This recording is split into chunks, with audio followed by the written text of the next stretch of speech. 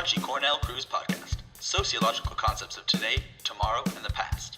Questioning our reality. And I'm your host, Barney Goop. Today we'll be analyzing questions like, why are gay rights so difficult to become accepted in the United States? How does the media help or hinder the acceptance of gay rights?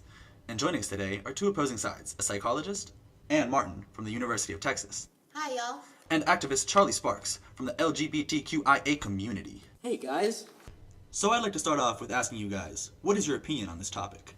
Well, it is clear that this country is becoming more and more accepting of gay rights as the years go on.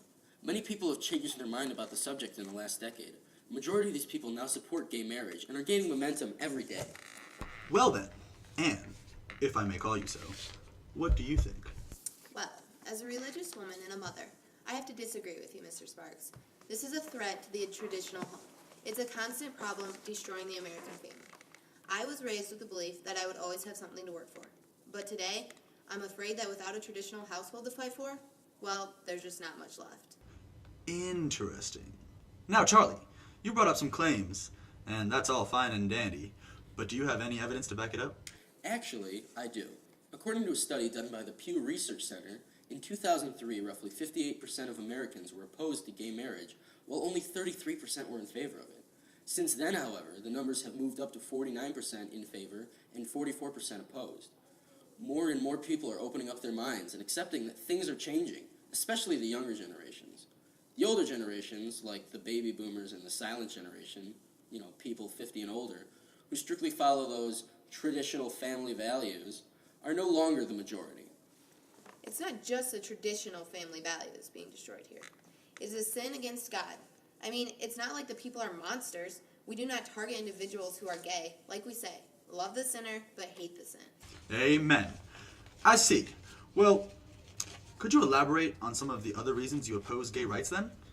Well, gay marriage poses a threat on society because of the modern idea of what marriage means. And what is that, Miss Martin? Family ideals are changing, and not in a good way. Less and less people are raising children for the future. Gay marriage and equality is the driving force behind these changes. There's proof from the same sources that the idea of marriage has changed over the years.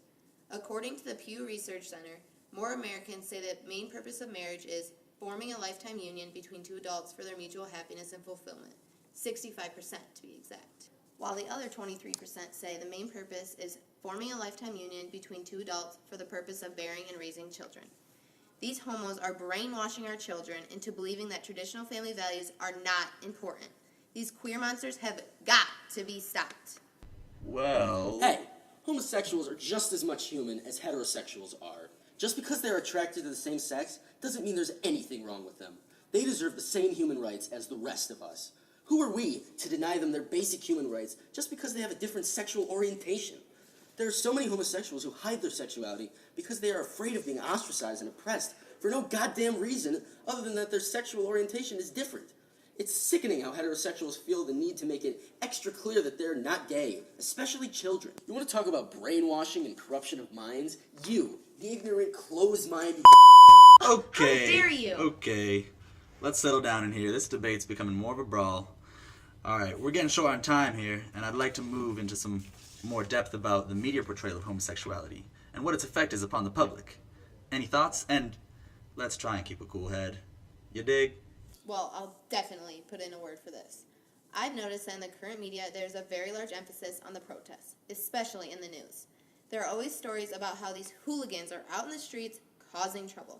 I saw a story the other day in some foreign country, Chile or something. People were attacking police, raiding stores. It was horrendous. But I don't think the media does a good job at portraying protests all the time. Like in the movie Milk. There were no violent protests or outbursts, and I couldn't believe that sinners like this could come together without causing a ruckus.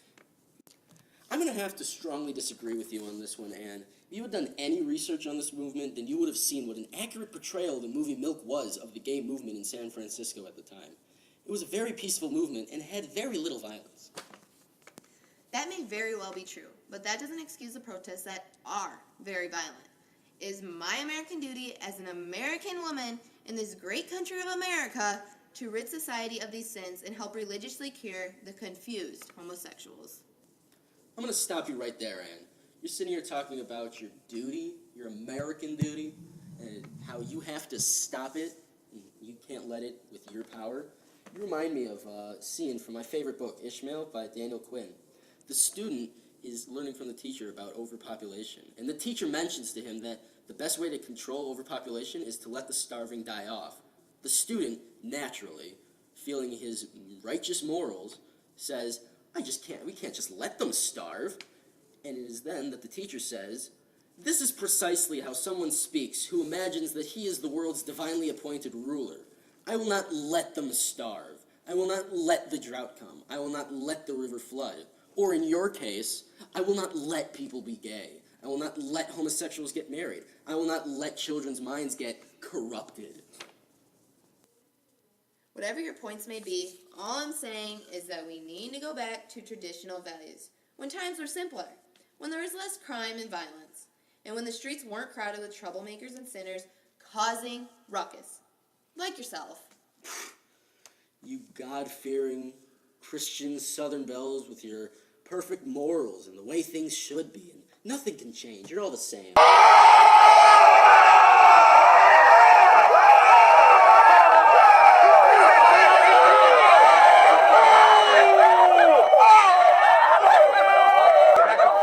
Well, that's all we got time for, folks. Ann Martin and Charles Sparks. Let's hear it for them. Come join us for next week as we delve into soul driving, the exploration of a universe unknown.